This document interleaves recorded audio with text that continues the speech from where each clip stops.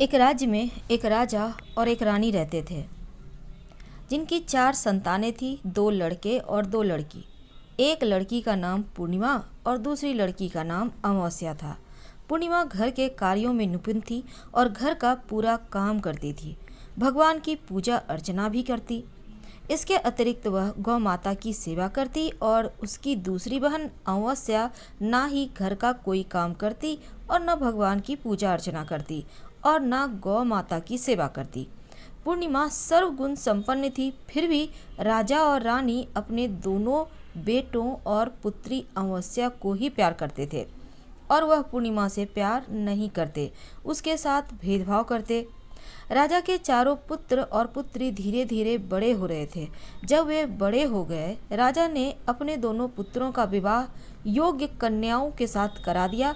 इसके बाद रानी ने राजा से कहा कि अब दोनों पुत्री विवाह के योग्य हो गई हैं और इन दोनों का विवाह भी करा दो। लेकिन पुत्री अमावस्या का विवाह किसी बड़े खानदान में कराना और पूर्णिमा का विवाह किसी गरीब परिवार में कराना, क्योंकि पूर्णिमा को केवल भगवान की पूजा पाठ करना ही पसंद है और गाय की सेवा करना पसंद है।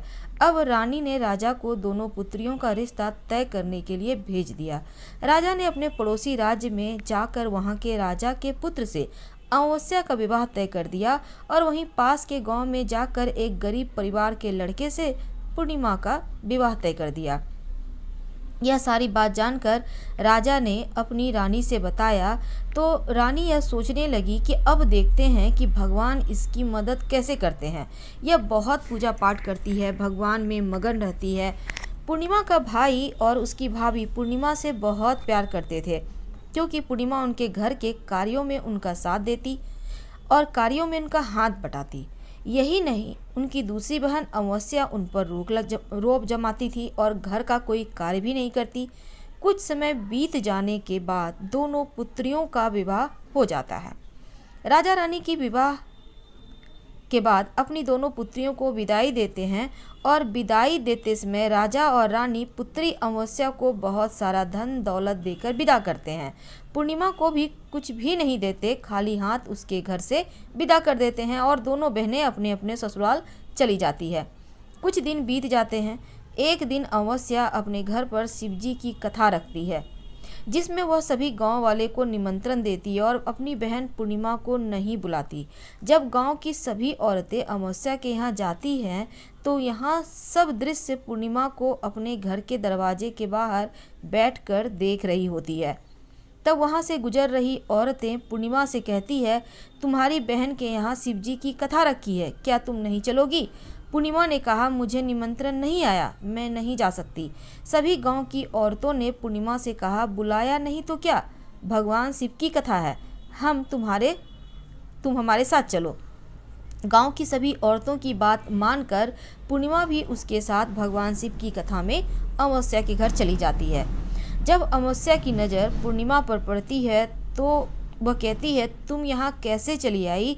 मैंने तो तुम्हें बुलाया नहीं था। खैर कोई बात नहीं, अब तुम आ गई हो तो चुपचाप बैठी रहना। और यह कहते हुए अमावस्या पूर्णिमा की गरीबी का भी मजाक उड़ाती है और पूर्णिमा की आंखों में आंसू आ गए। रोते रोते मन ही मन पूर्णिमा भगवान शिव से विनती करती है, हे भगवान, क्या पूजा पाठ करना गलत है? गौ माता की सेवा करना गलत है? आखिर मेरी गलती क्या है? आप मुझ पर अपनी कृपा दृष्टि कब बरसाएंगे? पूर्णिमा बार बार भगवान शिव से यही कहती रहती। इतने में शिव कथा पूरी हो जाती है और अमावस्या भगवान का प्रसाद बांटने लगती है। वह सभी को प्रसाद देती है, लेकिन पूर्णिमा को वहाँ प्रसाद नहीं देती। पूर्णिमा बिना प्रसाद के ही अपने घर लौट आती है। रास्ते में वह सोचते हुए चलती है, यदि बच्चे उससे कथा का प्रसाद मांगेंगे तो वह क्या जवाब देगी। उसने सोचा था कि वह अपने मायके अपने भाई और भौजाई के यहाँ जाएगी और वहाँ जाते हुए वहाँ बच्चों के लिए कुछ लेकर जाएगी। ऐसा सोचते हुए वह अपने घर वापस आई और घर वापस लौटकर आने के बाद वह अपने पति और बच्चों से कहती है कि वह अपने मायके जा रही है। पति ने कहा, ठीक है, और कुछ समय के बाद पूर्णिमा अपने मायके के लिए रवाना हो गई। चलते चलते रास्ते में एक चबूतरा आया, जिस पर तुलसी का पौधा लगा था। उस चबूतरा पर बूढ़ी अम्मा बैठी थी और वह कोई नहीं, साक्षात तुलसी माँ थी। उस बूढ़ी माता ने पूर्णिमा से कहा, बिटिया तुम कौन हो और कहाँ जा रही हो? पूर्णिमा अपना परिचय देती है।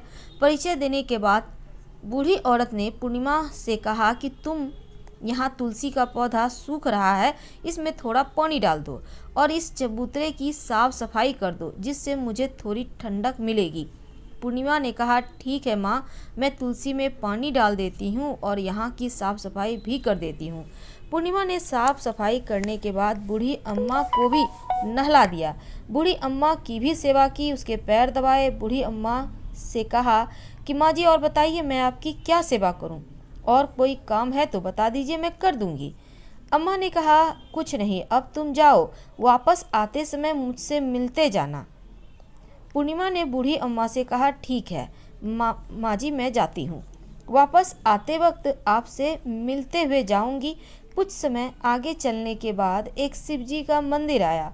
वहाँ पर उसे एक बूढ़े बाबा मिले जो मंदिर के बाहर बैठे थे। वह और कोई नहीं, साक्षात शिवजी थे। उन्होंने पूर्णिमा से कहा कि तुम कहाँ जा रही हो बेटी, तुम कौन हो? तब पूर्णिमा ने अपना परिचय दिया। फिर उस बूढ़े बाबा ने पूर्णिमा से कहा, इस चबूतरे की और इस मंदिर की सफाई कर दो। तब पूर्णिमा ने मंदिर की चबूतरे की सफाई कर दी और वहाँ पर पूजा अर्चना भी की। साफ सफाई पूजा करने के बाद उन्होंने बूढ़े बाबा को भी नहला दिया और उनसे कहा कि बाबा और कोई काम हो तो बताइए। तब बूढ़े बाबा ने कहा, नहीं बेटी, अब तुम जाओ और वापस आते वक्त मुझसे मिलते हुए जाना। पूर्णिमा ने कहा, ठीक है बाबा, मैं जाती हूँ, वापस आते हुए आपसे मिलते हुए जाऊंगी। आगे चलते चलते कुछ दूर चलने के बाद पूर्णिमा को एक काली जी का मंदिर दिखा। वहाँ भी एक बूढ़ी अम्मा चबूतरे पर बैठी थी। उस बूढ़ी औरत ने भी पूर्णिमा से कहा कि बेटी तुम कौन हो और कहाँ जा रही हो? तब पूर्णिमा ने उस बूढ़ी औरत को भी अपना परिचय दिया। बूढ़ी औरत ने पूर्णिमा से कहा कि यहाँ पर सभी पूजा पाठ करने के लिए आते हैं, लेकिन मंदिर का साफ सफाई करने कोई नहीं आता, इसलिए तुम मंदिर की और चबूतरे की साफ सफाई कर दो। पूर्णिमा ने कहा, ठीक है माताजी, और पूर्णिमा मंदिर की चबूतरे की साफ सफाई कर देती है, पूजा पाठ करती है, माता का श्रृंगार करती है और उस बूढ़ी अम्मा को भी नहला देती है। बूढ़ी अम्मा के पैर दबाती है और कहती है, सभी काम हो गया है और कोई काम हो तो बताइए। बूढ़ी अम्मा कहती है, नहीं बेटी, अब तुम जाओ, लेकिन वापस आते वक्त मुझसे मिलते हुए जाना। पूर्णिमा कहती है, ठीक है, और वह आगे चली जाती है। आगे चलते चलते एक नदी आती है।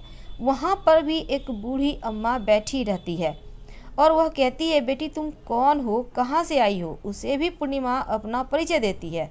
बूढ़ी औरत पूर्णिमा से कहती है, नदी पर स्नान करने तो यहाँ सब आते हैं, लेकिन यहाँ की साफ सफाई कोई नहीं करता, इसलिए तुम इस किनारे पर साफ सफाई कर दो। पूर्णिमा कहती है, ठीक है माँ जी, और वहाँ की साफ सफाई कर देती है। उस बूढ़ी अम्मा के पैर दबाती है और कहती है, माँ जी और कोई काम हो तो बताइए। बूढ़ी अम्मा कहती है, कुछ नहीं बेटी, तुम जाओ, लेकिन वापस आते वक्त तुम मुझसे मिलते जाना, और वहाँ नाव में बैठकर नदी के दूसरे किनारे पहुँच जाती है। वहाँ अपने मायके पहुँचती है, घर पहुँचती है। वहाँ पर पूर्णिमा के भाई भाभी उसे देखकर बहुत खुश होते हैं और वे पूर्णिमा की बहुत खातिरदारी करते हैं, उससे बहुत सारी बातें करते हैं और कहते हैं बच्चों को भी साथ में लेकर आती तो बहुत अच्छा होता। अब कुछ समय के बाद पूर्णिमा ने वापस अपने ससुराल जाने को कहा तो उसकी भाभी ने उसके लिए एक साड़ी दी और बच्चों के लिए कपड़े और खाने पीने की कुछ चीज़ें दे दी और कहा कि तुम बहुत दिनों के बाद आती हो। और पूर्णिमा की भाभी ने यह थैला पूर्णिमा के हाथ में दिया और कहा कि जाओ और जल्दी वापस आना। इसके बाद पूर्णिमा वहाँ से अपने ससुराल के लिए रवाना हो गई और उसी नदी के किनारे पहुंची जहां नाव में बैठकर दूसरे किनारे पर उतर गई। वहां उतरने के बाद वहां पर उसे वही बूढ़ी अम्मा मिली जो साक्षात गंगा मैया थी। उस बूढ़ी अम्मा ने पूर्णिमा को एक फैला दिया और कहा कि इसे तुम अपने घर जाकर ही खोलना। अब पूर्णिमा के पास बहुत सारे थैले हो गए, लेकिन पूर्णिमा वहाँ से रवाना हो गई और आगे कुछ दूर चलने पर काली माँ का मंदिर आया। काली माँ बूढ़ी के रूप में विराजमान थी। उसने कहा कि बेटी पूर्णिमा, पूर्णिमा ने कहा, हाँ माँ जी मैं आ गई। तो काली माँ ने उसे एक थैला दिया और कहा, तुम यहाँ ये जो थैला है अपने घर ले जाकर खोलना। अब पूर्णिमा के पास 3 थैले हो गए, एक जो उसकी भाभी ने दिया था, दूसरा जो गंगा मैया ने दिया और तीसरा जो माँ काली ने दिया। तीनों थैली लेकर पूर्णिमा आगे बढ़ी। कुछ दूर जाने पर शिवजी का मंदिर आया। बूढ़े बाबा के रूप में शिवजी स्वयं विराजमान थे। बूढ़े बाबा ने कहा, पूर्णिमा तुम वापस आ गई? पूर्णिमा ने कहा, हाँ बाबा मैं वापस आ गई। बूढ़े बाबा ने भी पूर्णिमा को एक थैला दिया और कहा, यह थैला तुम अपने घर जा रही हो, घर जाकर खोलना। पूर्णिमा ने कहा, ठीक है बाबा। अब पूर्णिमा के पास 4 थैले हो गए थे। अब पूर्णिमा 4 थैले एक पहले अब कैसे ले जाती? उसने एक पुरानी साड़ी निकाली और उन सभी थैलों का एक गट्ठा बना लिया और सर पर रखकर वहाँ से रवाना हो गई। कुछ दूर जाने के बाद उसे तुलसी माँ बूढ़ी औरत के रूप में मिलती है। कहती है, पूर्णिमा तुम आ गई? तो पूर्णिमा कहती है, हाँ माँ जी मैं आ गई। तो बूढ़ी औरत भी उसको एक और थैला देती है और कहती है, यह थैला तू अपने घर जाकर ही खोलना। पूर्णिमा कहती है, ठीक है माँ जी। और पूर्णिमा के पास अब 5 थैले हो गए थे। पूर्णिमा वहाँ से रवाना हुई, वापस अपने घर पहुँच गई। पूर्णिमा ने बच्चे को देखा, सबसे पहले मायके के थैले को खोला अपने गट्ठर को रखकर और देखने लगी। उसमें बच्चों के लिए अच्छे अच्छे कपड़े, खाने पीने की चीज़ें थी और कुछ गहने भी थे। पूर्णिमा ने कपड़े अपने बच्चों को दे दिए और खाने पानी की चीज़ों को बच्चों को दी और बच्चे ये सब देखकर बहुत खुश थे। अब पूर्णिमा ने दूसरा थैला खोला जो उसे गंगा मैया ने दिया था। उसमें ढेर सारे हीरे जवाहरात, सोना, चांदी थे। अब पूर्णिमा ने तीसरा थैला खोला जो काली माँ ने दिया था। उसमें बहुत सारा सोना और श्रृंगार का सामान भरा था। और पूर्णिमा ने चौथा थैला खोला जो भगवान शिव ने दिया था। उसमें बहुत सारा धन संपत्ति भरा था, बहुत सारी खुशियों से भरी हुई। इसके बाद अब पूर्णिमा ने 5वां थैला खोला जो माँ तुलसी ने दिया था। उसमें चावल, दाल और 7 प्रकार की खाने की चीज़ों से भरा था। अब पूर्णिमा के घर में किसी भी चीज़ की कमी नहीं थी। उसका घर धन धान्य से भरा हुआ था, परिपूर्ण था। अब पूर्णिमा और उसका परिवार सुख में जीवन व्यतीत करने लगा। एक दिन पूर्णिमा के मन में विचार आया कि क्यों न शिवजी की कथा कराई जाए और शिवजी की कथा में एक कार्यक्रम रखा। पूर्णिमा ने गांव के सभी लोगों को निमंत्रण दिया और घर घर जाकर सभी लोगों को बुलाया। पूर्णिमा अपनी बहन अमावस्या के घर भी गई और अमावस्या को भी शिवजी की कथा के लिए अपने घर बुलाया। जब अमावस्या पूर्णिमा के घर शिवजी की कथा में आई तो उसने देखा पूर्णिमा के घर में किसी भी चीज़ की कोई कमी नहीं है। इतना सारा धन दौलत देखकर अमावस्या आश्चर्यचकित रह गई। उसने पूर्णिमा से कहा, तुम्हारे घर में इतनी धन और दौलत कहाँ से आई? पूर्णिमा ने कहा, देखो बहन, तुमने शिवजी की कथा में मुझे नहीं बुलाया था, फिर भी मैं चली गई। तुमने मुझे प्रसाद तक नहीं दिया और मेरी गरीबी का भी मजाक उड़ाया। इसके बाद मैं अपने घर आई और घर आते हुए मन ही मन सोच रही थी कि अपने मायके जाऊंगी और मैं अपने मायके चली गई। जो कुछ घटना इस बीच हुई सभी घटना अपनी बहन अमावस्या को बतला दी। तो अमावस्या कहती है कि तुम भी मुझे प्रसाद मत दो और मुझे डांट लो। लेकिन पूर्णिमा ने कहा, यह तो भगवान का प्रसाद है, मैं तो सबको दूंगी, तुम्हें भी दूंगी। फिर भी अमावस्या ने प्रसाद नहीं लिया और सीधे अपने घर चली आई। घर जाकर अपने बच्चों से कहा, वहाँ अपने मायके जाने के लिए तैयार हो गई और मायके के लिए निकल गई। उसे भी रास्ते में चलते चलते तुलसी माँ मिली जो चबूतरे पर बूढ़ी माँ के रूप में बैठी थी। बूढ़ी माँ ने अमावस्या से कहा कि बेटी तुम कौन हो और कहाँ जा रही हो? अमावस्या ने अपना परिचय दिया। बूढ़ी माँ ने कहा, बेटी यह तुलसी का पौधा सूख रहा है, इसमें थोड़ा पानी दे दो, इस चबूतरे की सफाई कर दो। इस पर अमावस्या ने कहा, बुढ़िया तुझे दिखाई नहीं दे रहा, मैं इतनी महंगी साड़ी पहन रखी है, गंदी हो जाएगी। और ऐसा कहकर वहाँ से आगे चली गई। आगे जाने पर उसे भगवान शिव मिले जिसे भी उसने ऐसा ही कहा। उसके बाद आगे जाने पर माँ काली मिली, उनसे भी उसने वही सारी बातें दोहरा दी। आगे गई तो गंगा मैया मिली और उसने यही सब कहा, आगे चली गई। इसके बाद अमावस्या जब नाव में बैठने लगी, उसे नाव में फूलों की जगह कांटे भरे थे जो उसके पैरों में चुभ रहे थे। किनारे पर उतरकर वहाँ अपने मायके गई।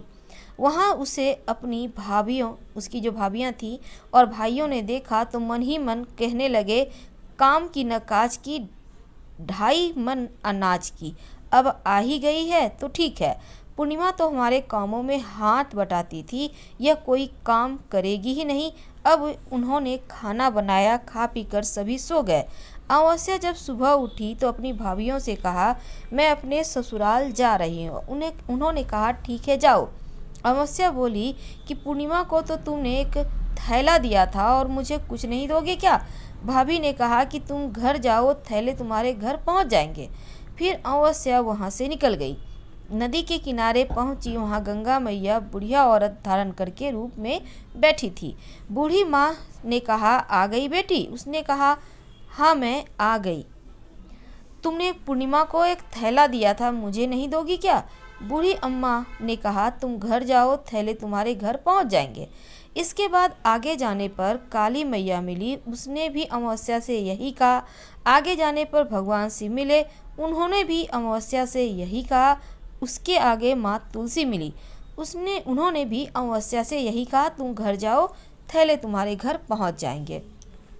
अमावस्या अपने घर पहुंचती है। आंगन में उसने देखा तो वहां पर 5 थैले पड़े हुए थे। अमावस्या ने मन ही मन सोचा, अब तो मेरे पास बहुत सारी धन दौलत आ जाएगी। जल्दी जल्दी उनमें सभी थैले को खोला। किसी में मिट्टी थे, किसी में पत्थर, किसी में कंकर, किसी में कोयला और मायके से भी कुछ नहीं मिला था। इन थैले में कुछ भी नहीं था। अमावस्या दौड़ती हुई पूर्णिमा के घर गई और कहती है कि तुम्हें तो इतना सब कुछ मिला, मुझे तो कुछ नहीं मिला, आखिर क्यों? पूर्णिमा कहती है, जब मैं अपने मायके जाती हूँ तो अपने भाभीियों के साथ उनके कार्यों में हाथ बटाती हूँ, उनके साथ मिलकर काम करती हूँ, लेकिन तुम ऐसा कुछ भी नहीं करती, उनकी इज्जत भी नहीं करती, इसलिए वह तुम्हें भला क्या देंगे? इसके बाद तुमने गंगा मैया को ठुकरा दिया, काली माँ को ठुकरा दिया, भगवान शिव को ठुकरा दिया, इसलिए तुम्हें कुछ नहीं दिया। अमावस्या कहती है, बहन तुम मुझे माफ़ कर दो, मैं तुम पर हमेशा अत्याचार हमने किया है। मुझे कुछ नहीं मिला तो कोई बात नहीं, मैं भगवान की भक्ति करूंगी और सब कुछ प्राप्त कर लूंगी। मुझे इन सब चीज़ों का रहस्य बताओ। तो पूर्णिमा ने कहा, तुम 3 सूत्र का ज्ञान ले लो और उसकी कथा करना। पहले सूत्र में दया मांगना, दूसरे सूत्र में कथा मांगना और तीसरे सूत्र में 108 बार ओम नमः शिवाय का जाप करना। भगवान ने यह सूत्र दिए हैं, इसको अपने हृदय में बसा लो। मैंने भी यह 3 सूत्र अपने जीवन में अपनाए थे और सच्चे मन से भगवान की भक्ति पूजा पाठ की थी। फिर भगवान ने मुझे वह सब कुछ दिया जो कुछ तुम्हारे पास था। अब भी सब खत्म हो गया। इसके बाद अमावस्या अपने घर गई, भगवान की पूजा पाठ करने लगी। भगवान शिव से उसने माफ़ी मांगी, गौ माता की सेवा भी की और दूसरों की मदद भी करने लगी। हर हर महादेव। कथा पसंद आए तब लाइक करें, चैनल को सब्सक्राइब करें, अपनों से शेयर करें और कमेंट में हर हर महादेव जरूर लिखें। धन्यवाद।